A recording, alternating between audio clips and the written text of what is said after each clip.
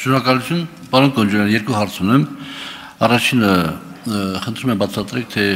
ինչով է պայմանավորված այս հայտարարության ընդունման անհրաժեշտությունը, եւ երկրորդ հարցս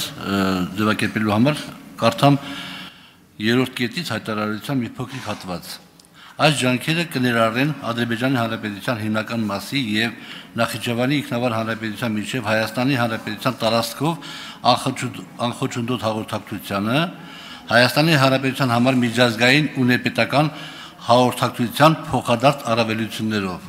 Խնդրում եմ բացատրեք, փոխադարձ առավելություններ ասելով մենք ինչ նկատի ունենք, փոխադարձ առավելություններ այդ հատվածի վրա,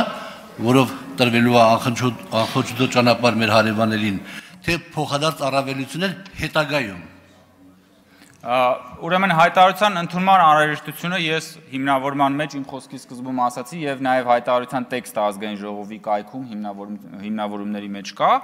Ես արդեն նշեցի, որ ծանրակշիռ փաստ է տեղի ունեցել եւ 2025 թվականի օգոստոսի 8-ին Հայաստանի եւ Ադրբեջանի միջև հաստատվել է խաղաղություն։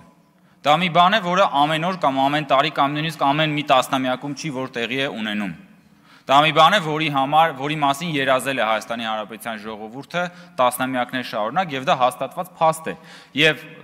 Հայաստանի Հանրապետության ազգային ժողովը որպես պարլամենտական երկրի պարլամենտ մենք կարևորել ենք, որպեսզի փաստաթղթավորված կերպով արձանագրի խաղաղության հաստատման փաստը եւ նաեւ կոչ անի թե Հայաստանում, թե Հայաստանից դուրս գտնվող շահագրգիռ կողմերին պահպանելու, պաշտպանելու եւ զարգացնելու համար ուրեմն խաղաղությունը։ Ձեր երկրորդ հարցին երևի ճիշտ կլինի պատասխանեմ արձագանքից հետո, որովհետեւ ժամանակը սպառվեց, չեմ հասցնի այդ ընթացքում։ Խնդրում եմ բացատրեք, թե ինչ է նշանակում այդ փոխադարձ առավելությունները։ Դա վերաբերվում է այդ հատվածին, որ մենք տալիս ենք մեր հարևաններին անխնչուդուց միանալու համար իրենց երկու հատվածներին, թե հետագա մեր հաղորդակցությունների բացման հետ կապված։ Դա վերաբերվում է բոլոր այն ընթացակարգերին, ինչը որ կվերաբերվի Հայաստանի եւ Ադրբեջանի միջև կոմունիկացիաների ապաշրջափակման արդյունքում տեղի ունեցող ուրեմն փոխառընչություններին։ Բոլոր ամեն ինչ, ինչը որ վերաբերելի է լինելու Ադրբեջանի համար, վերաբերելի է լինելու նաև Հայաստանի համար։ Ես ուզում եմ ասել, որ այսօր այդ անխոչնդոտ բառը շատերի մոտ տարբեր նաև բաներ է առաջացնում, ուրեմն զգացողություններ եւ շատ մանիպուլացվում է։ Մենք այսօր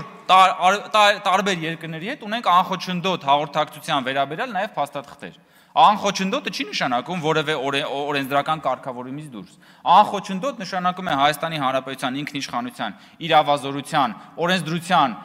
տարածքային ամբողջականության սահմաններում, բայց անխոչնդոտ այն տրամաբանության, որ մենք այսօր նաև այլ երկրների հետ ունենք անխոչնդոտ հաղորդակցություն։ Իսկ ինչ վերաբերում է փոխադարձ առավելությունների, նորից եմ ասում, այն ինչ որ վերաբերելի կլինի մեզ Ադրբեջանի համար Հայաստանի տարածքով անցնելու դեպքում նույնը վերաբերելի կլինի մեզ համար Ադրբեջանի տարածքով մեր անցման դեպքում երկկողմ տարանցիկ